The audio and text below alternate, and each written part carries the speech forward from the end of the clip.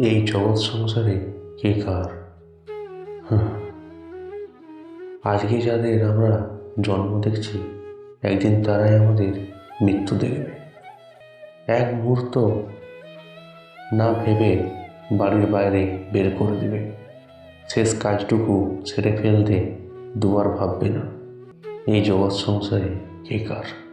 একটু ভালো করে ভেবে দেখো, এটা কোনো দোষ নয়, এটা সংসারের নিয়ম মাত্র।